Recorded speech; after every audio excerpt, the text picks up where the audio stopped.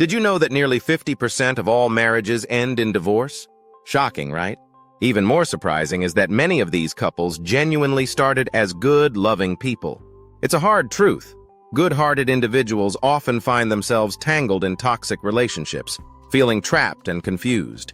Research shows that about 60% of people stay in unhealthy relationships longer than they should because they believe they can change their partner or fix the situation. Why does this happen? It turns out, kindness and empathy can sometimes attract the wrong people. Instead of building healthy connections, many find themselves in a cycle of emotional turmoil. They might love deeply, but often end up losing themselves along the way. In this video, we will explore why good people struggle in bad relationships and what they can do to break free. We'll uncover the traps of loyalty, the dangers of falling for potential, and the importance of self-respect.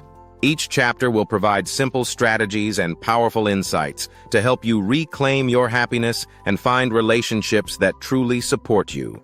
Get ready to dive deep into the heart of the issue. Whether you're feeling stuck or just seeking clarity, this journey will shine a light on the path to healthier, happier connections. Let's begin. Chapter 1. The Empath's Dilemma. Why kindness attracts chaos.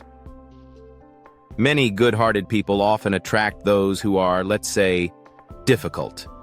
Empaths, in particular, feel others' emotions deeply and tend to draw in people who need emotional support. Research in psychology even shows that empathetic people are more likely to attract narcissistic partners. Narcissists are drawn to empathy like moths to a flame because empaths give them validation. Dr. Judith Orloff, in her book The Empath's Survival Guide, explains this. Empaths love to help, but that's what makes them vulnerable to being taken advantage of. So, how can you avoid this trap? First, understand your limits. Empathy is powerful, but it's not limitless. Set boundaries around how much of yourself you give. Boundaries don't make you selfish, they make you strong. A University of Georgia study found that people who set boundaries reported feeling happier and more balanced. If someone reacts poorly to your limits, that's often a red flag. Another tip? Recognize the signs of emotional exhaustion. If being with someone constantly leaves you drained, that's a clue. Prioritize self-care rituals, even small ones like a 10-minute quiet time each day. A study from the Journal of Clinical Psychology suggests that mindful breaks can reduce stress levels by 25%. Finally, remind yourself that you are not a therapist. It's fine to be supportive, but you're not responsible for someone else's emotional health. When you realize that, you'll find relationships that are mutually fulfilling, not just emotionally draining. Chapter 2. The Trap of Fixing What's Broken. When Love Becomes a Project. Here's the thing. Many good people fall for potential. They see what a person could be and get hooked on the idea of fixing them. According to Psychology Today, nearly 60% of people admit they've stayed in relationships hoping their partner would change. But relationships aren't projects, and people aren't projects either. If you want to stop falling into this trap, start by asking yourself a simple question. Am I in love with who they are now, or with who I hope they'll become? If your answer leans toward the future version, take a step back. Dr. Harriet Lerner, in her book The Dance of Intimacy, says, when you focus on changing someone else, you lose sight of yourself. And that's the danger. You become more focused on someone's growth than on your own happiness. Another strategy is to focus on your own growth and let your partner meet you there. Healthy relationships grow when both partners are investing in themselves. The American Journal of Family Therapy reports that couples who focus on self-growth have a 40% higher relationship satisfaction rate than those who don't. You might also find it helpful to separate compassion from fixing. Compassion means understanding someone's struggles, but it doesn't mean solving them. Encourage them, yes, but don't shoulder the burden. A good test? Ask yourself if your support empowers them or enables their issues. Empowering someone to improve their life is love. Enabling is dependency. Chapter 3. Self-sacrifice versus self-respect. The thin line between caring and losing yourself.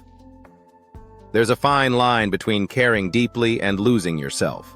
It's easy to confuse self-sacrifice with love, especially when we're taught that love means putting others first.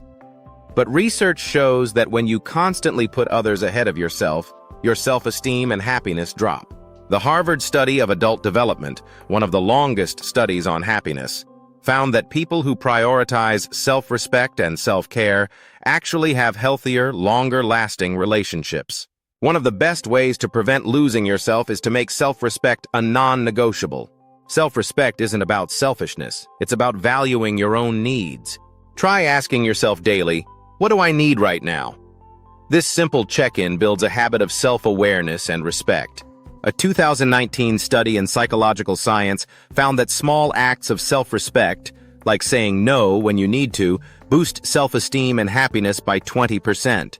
Another key to keeping your self-respect intact is understanding that love and self-sacrifice aren't the same things. Love is about balance. According to the book Attached by Dr. Amir Levine, a healthy relationship doesn't require sacrificing who you are. Instead, it builds on each person's individuality. When you start noticing that you're doing all the sacrificing, that's your cue to reassess. Lastly, remind yourself that your happiness matters too. Relationships are a two-way street. If you're the only one giving, you'll eventually feel resentful, which erodes the relationship. Start with small boundaries. For instance, if you need space to recharge, let your partner know. Setting boundaries isn't selfish, it's an act of self-love. If you're finding these insights helpful, don't forget to subscribe. Join us for more tips on navigating love and relationships. Chapter 4. Bound by Loyalty. Why we stay when we should leave.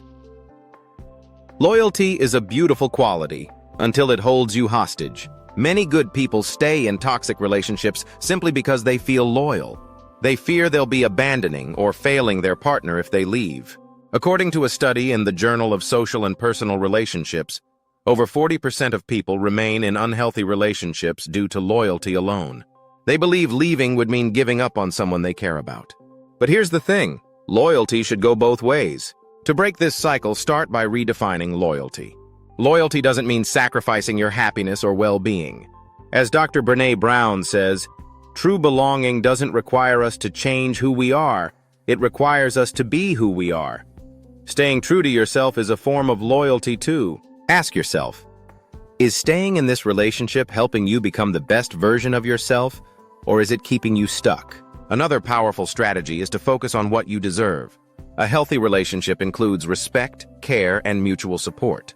If your loyalty to someone means tolerating disrespect or mistreatment, then that's not loyalty, it's self-sacrifice. According to a 2020 survey by the American Psychological Association, people who set clear boundaries around respect and communication reported 30% greater relationship satisfaction. Finally, remind yourself that leaving doesn't mean you're giving up on them. It means you're choosing yourself. Sometimes the most loving thing you can do is walk away.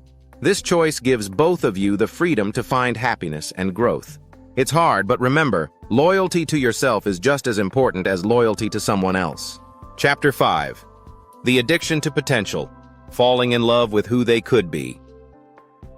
Many people fall for potential. They see what their partner could be and get hooked on this vision. It's easy to get attached to someone's future self, but here's the reality: potential doesn't guarantee change. In fact, studies show that only 30% of people actually make significant changes in a relationship. Loving someone for who they could be is a gamble.